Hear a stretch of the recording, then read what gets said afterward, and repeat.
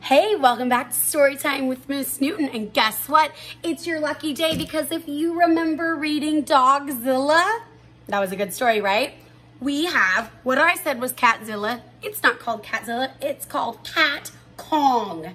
Okay, so we are going to read this story right now. This story was also written by the amazing author Dav Pilkey. Remember, he's the one that wrote the story called Captain Underpants. Do you remember him? All right, so I hope this one's just as funny. Cat Kong. Ooh, and it looks like it's starring the same characters. Sweet. And this story says it's going to be terribly silly. So get ready to laugh. All right, here we go. One dark and peerless night, three mouse explorers sailed toward a strange, uncharted island. Captain Charles Lindbergh steered the tiny vessel, while Dr. Vincent Varmint and his beautiful assistant, Rosie Rodent, looked on. I think I know where they might be headed. When they reached the island, the three explorers were astonished. A group of natives was performing an ancient ceremony, offering up a sacrificial can of tuna fish and repeating a mysterious chant. Here, kitty, kitty, kitty. Here, kitty, kitty. Here, kitty, kitty. Suddenly, the island began to tremble. I can't wait to see what happens. Crashing through the thick forest came the most frightening creature ever known to mousekind, the mighty Cat Kong.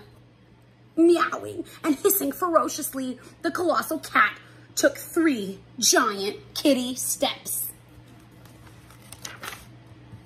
And totally tripped over the tuna fish can. Clunk! Cat Kong bumped his head on the ground and was knocked out cold. If only we can bring him back to the city with us, said Dr. Varmint. No, replied Rosie Rodent. It would be wrong to take this creature away from its natural habitat just to satisfy our scientific curiosity. Forget science, squeaked Dr. Varmint. Think of all the money we could make.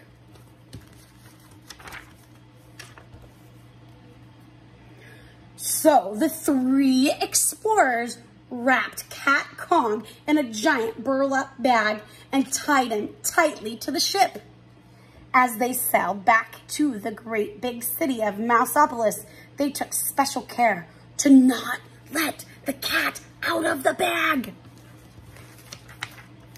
Several days later, in downtown Mouseopolis, Dr. Varmint unveiled his discovery to a sold-out crowd. Ladies and gentlemice, he squeaked, I give you Cat Kong, the 9-lived wonder of the world.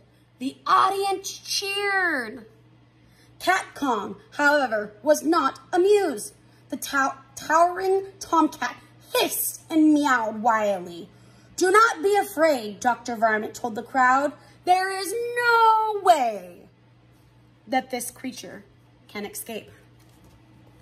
You guys think that the cat's going to escape? Because I have a feeling the cat's gonna escape. I repeat, there is no way this creature can escape. Well, actually, I could be wrong about that. Soon, the city of Mouseopolis was in a panic. The ferocious feline tore through the streets, knocking down buildings, ripping out power lines, and generally causing quite a ruckus. Captain Charles Lindbergh rushed off to organize a counterattack team, while the beautiful Rosie Rodent watched the destruction from her apartment window. Help! Cried the engineer. The cat's got my train. Help! Squeaked the butcher. The cat's got my tongue.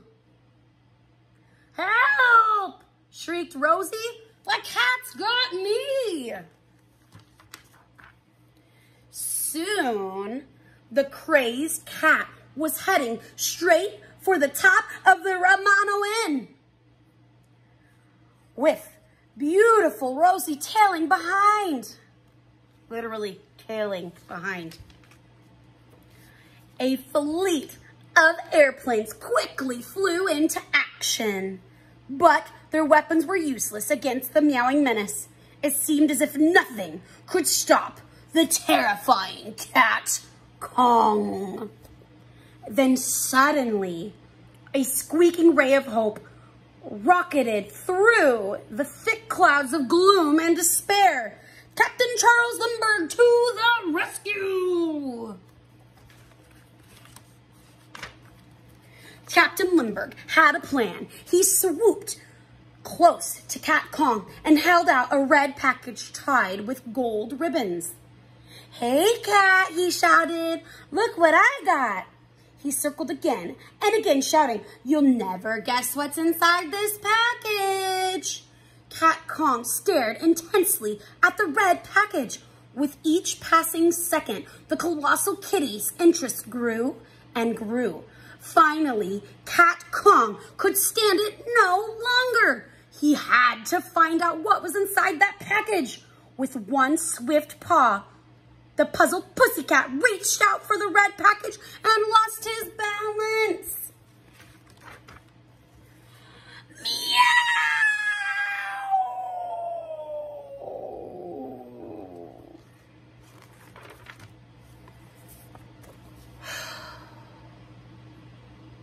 When the dust settled, a crowd of mice gathered to view the final resting place of the mighty Cat Kong. "He's fallen," said one mouse. "And he can't get up," said another. "Well," said the chief police, "it looks as if Beauty killed the beast."